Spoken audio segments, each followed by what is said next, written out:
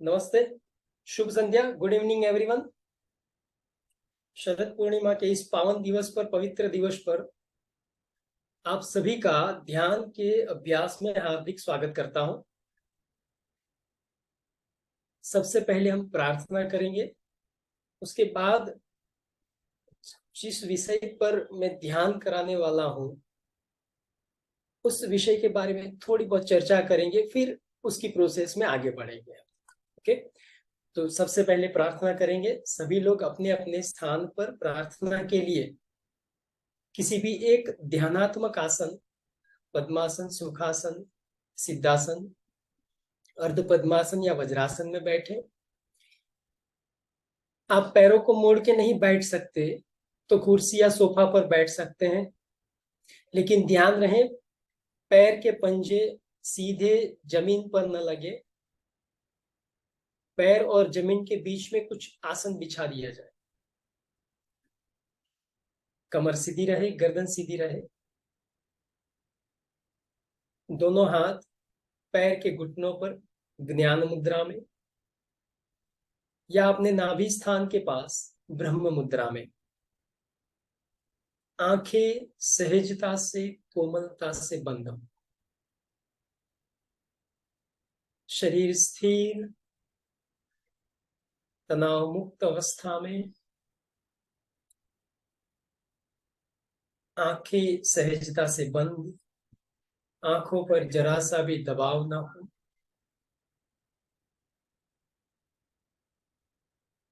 जिन्होंने स्पेक्स यानी चश्मे पहने हैं वो चश्मे निकाल दे।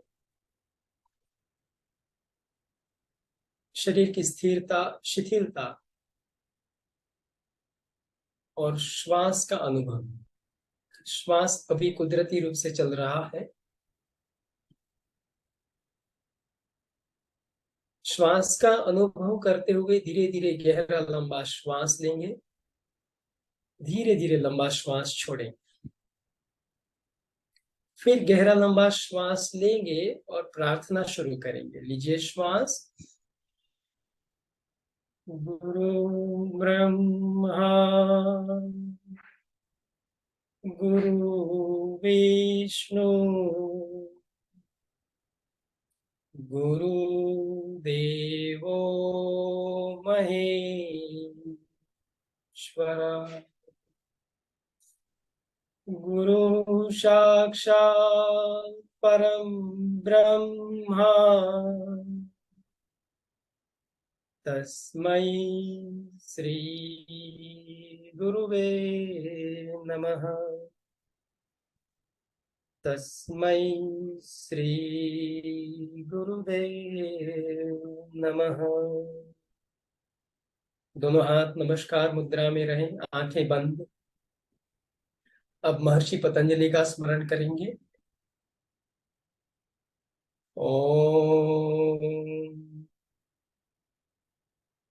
योगेन चित्तस्य पदेन वाचां मलं शरीरस्य च वैद्यकेन योपाकरोतं प्रवरं मुनीनां पतञ्जलिं प्राञ्जलिरानतोऽस्मि। पतञ्जलिं प्राञ्जलिरानतोऽस्मि। आंखें बंद रखते हुए दोनों हाथ नमस्कार मुद्रा में जोड़े रखें। अपने गुरुदेव, अपने इष्ट देव का स्मरण करें। दोनों हाथ की हथेलियों पर रगड़िए। पामिंग।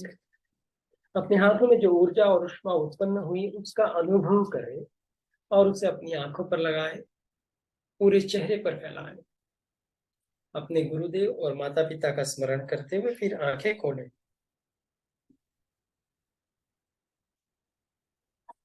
फिर से आप सभी योग जिज्ञासुओं, योग विद्वत जनों का मैं ध्यान के अभ्यास में हार्दिक स्वागत करता हूं। शरद पूर्णिमा का दिन है आज। चंद्र 16 कलाओं से परिपूर्ण हो जाता है आज के दिन, और सभी पूर्णिमाओं में इस शरद ऋतु की पूर्णिमा का महत्व कुछ ज्यादा ही है। इसका रीजन ये भी हो सकता है कि ब्रह्मांड में ज्योमेट्रिकली कुछ एंगल सेट होते हैं और उसके कारण चंद्र का जो तेज है वो बढ़ जाता है। चंद्र की जो पॉजिटिव एनर्जी है वो पृथ्वी पर ज्यादा से ज्यादा मिलती है, वो रीजन हो सकता है। तो इसी के लिए ये शरद पूर्णिमा का महत्व और है।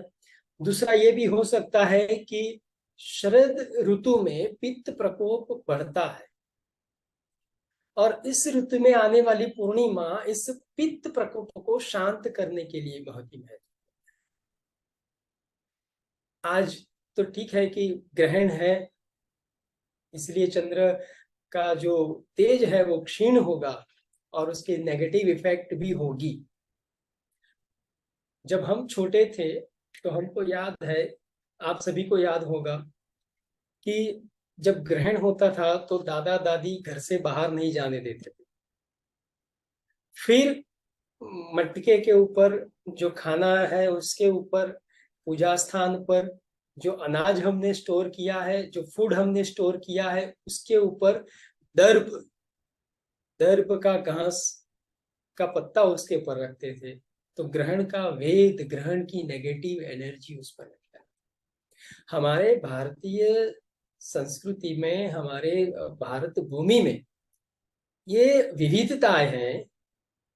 आप देखिए, हम भगवान शिव पर बिली पत्र चढ़ाते हैं, धतूरा चढ़ाते हैं, दही दूध चढ़ाते हैं, और जब ग्रहण होता है तो दर्भ, मतलब ये जो घास की पत्ती है, वो चीज पर रखते हैं, जिसके कारण वो ग्रहण की जो नेगेटिव एनर्जी है, एक नेगेटिव एनर्जी मींस एक एटम्स दूसरे एटम से टकराता है, उसके बाद जो एनर्जी क्रिएट होती है वो एनर्जी कभी पॉजिटिव भी होती, कभी नेगेटिव भी होती है। ग्रहण की जो एनर्जी होती है वो नेगेटिव होती है।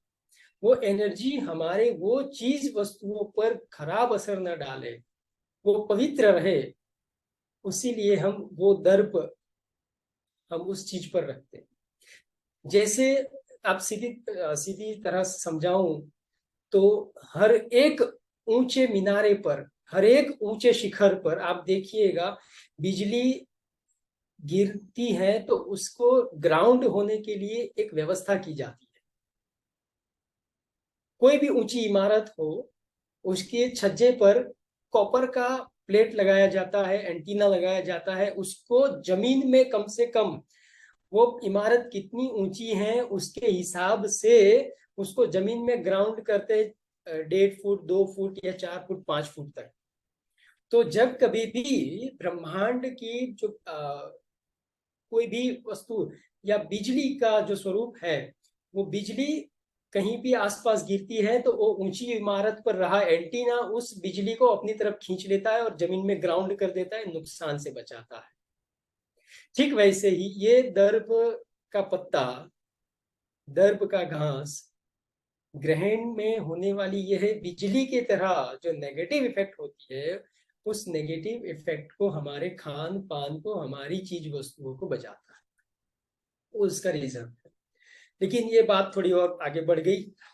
विषय से भटकने से पहले मैं फिर से विषय पर आ जाता हूँ। शरद पूर्णिमा के दिन वैसे तो पिछले काफी सालों से हम चंद्र नमस्कार का अभ्यास करवाते थे, लेकिन वो ऑनलाइन पर मजा नहीं आता पोजिशंस करना, और ग्रहण है तो बाहर खुले में चंद्र नमस्कार करना भी ठीक नहीं है। इसलिए हमने ये मेडिटेशन का एक प्रोग्राम अरेंज किया आज के दिन। आज का जो विषय है वो शरद पूर्णिमा के अंतर्गत अंकित भाई और हमसे डिस्कस हुआ था, लेकिन अभी भी मैं कंफ्यूज हूँ, लेकिन विषय क्लियर हो चुका है मेरे मन में। अब तक आप लोग मेरी गाड़ी में बैठ के डेस्टिनेशन पर पहुंचते थे। आप समझ रहे होंगे शायद मेरी बात को, जो लोग मेरे साथ काफी समय से ध्यान का अभ्यास कर रहे हैं, मेरे साथ काफी समय से जुड़े हुए हैं, वो समझेंगे, और जो नहीं समझेंगे उनको समझा दिया जाएगा। कहने का तात्पर्य यह है कि आप कहीं घूमने जाते हैं, आपके पास अच्छे से अच्छी गाड़ी है, लग्जरियस गाड़ी है, फिर भी आप कहीं घूमने जाते हैं तो आप क्या करते हैं, ड्राइवर लेना पसंद करते हैं या फिर दूसरी गाड़ी जिसको आप हायर करके ले जाते हैं, आप पीछे बैठ के आराम से मजे लेते हुए जाते हैं। आप यही सोचते हैं कि भाई घूमने जा रहे हैं, क्यों आराम से ना जाए, सब मजे लेते हुए है। क्यों?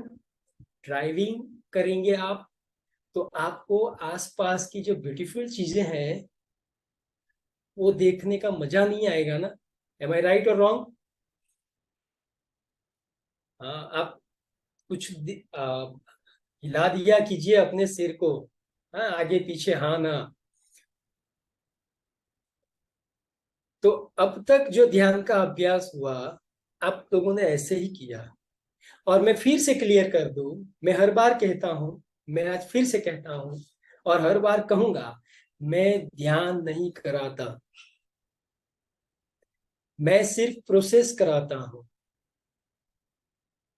मैं गाड़ी लेके खड़ा हूं, आप लोग आके मेरी गाड़ी में बैठते हैं, मैं आपको ले जाता हूं, डेस्टिनेशन पर पहुंचाता हूं। रास्ते में जो कि भी कुछ आता है आप उसको देखते हैं, एंजॉय करते हैं। ठीक है? आपने मुझ पर विश्वास किया है कि आप ड्राइव करो, बस हमको मजा आता है। हर बार यही होता है ना, आप मजे लेते हैं, मैं ड्राइव करता रहता हूँ। मैं ध्यान रखता हूँ कि आप मजे ले रहे हैं, खड्डा ना आए। मैं ध्यान रखता हूँ कि आप मजे ले रहे हैं, बम्प आराम से कूदे। तो इस तरह से मैं ड्राइव करता हूँ आपको साथ लेके। लेकिन आज का विषय थोड़ा अलग है। देखिए, ध्यान एक एक्सीडेंटल प्रोसेस है ना। वो जानबूझ के नहीं होगा, अनजाने में हो जाएगा। ठीक वैसे ही अब मैं आपके साथ रहूंगा, गाड़ी आप चलाएंगे। जैसे आप मोटर ड्राइविंग स्कूल में गाड़ी सीखने जाते हैं, स्टीयरिंग के अलावा ब्रेक, क्लच और एक्सीलेटर का कंट्रोल आपके बाजू में बैठे टीचर के पास होता है ना। स्टीयरिंग आपके पास होता है, ब्रेक, क्लच, एक्सीलेटर भी आपके पास होते हैं, लेकिन अगर आप गलती कर दे तो वो ब्रेक मार देता है टीचर। ठीक वैसे ही मैं आपके पास वाली सीट में बैठूंगा, आज ड्राइव आप करेंगे। खड्डा आता है, बम्प आता है, टर्न आता है, ट्रैफिक आता है, वो आपको मैनेज करना है, मैं गाइड करूंगा। ठीक? प्रत्याहारेण धीरता, इतने में समझिए। मैं बहुत कुछ क्लियर नहीं करूंगा, नहीं तो ध्यान का ये प्रोसेस का मजा नहीं आएगा। ये सारी प्रोसेस हो जाएगी फिर क्लियरिफिकेशन हो जाएगा, अगर नहीं हुआ तो कर देंगे।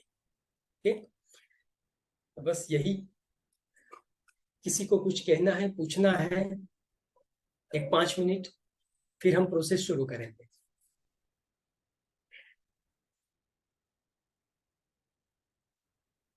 आप लोग ऐसा स्थान पसंद कर दीजिए, ऐसी पोजीशन पसंद कर लीजिए कि जिसमें आप लंबे समय तक सीधे स्थिरता से बैठ पाए। अगर आपको प्रैक्टिस के दौरान, अभ्यास के दौरान सहारा लेने की आवश्यकता हो तो भी वो बिल्कुल नजदीक हो। आप बीच में पैर को खोल सकते हैं, बदल सकते हैं, लेकिन लिंक टूटनी नहीं चाहिए। ध्यान रखिएगा, आज स्टीयरिंग आपके हाथ में है। हाँ, लिंक टूटे नहीं, ऐसे एक पोजीशन चूज कर लीजिए जिसमें आप लंबे समय तक बैठ पाए। और दूसरी बात मैं ये कहता हूं आपको, पहले से ही कह देता हूं, कि जब भी हम ध्यान का अभ्यास शुरू करेंगे तो आप मन ही मन अपने शरीर, अपने मन को एक आदेश दे देंगे कि अभ्यास के दौरान, हे शरीर तू हिलेगा नहीं, हे मन तू पोजीशन को बदलने की चेष्टा नहीं करे, पूरी स्थिरता से, शिथिलता से मेरे अभ्यास में सहायता करें। इतना आदेश आप अपने शरीर को दीजिए।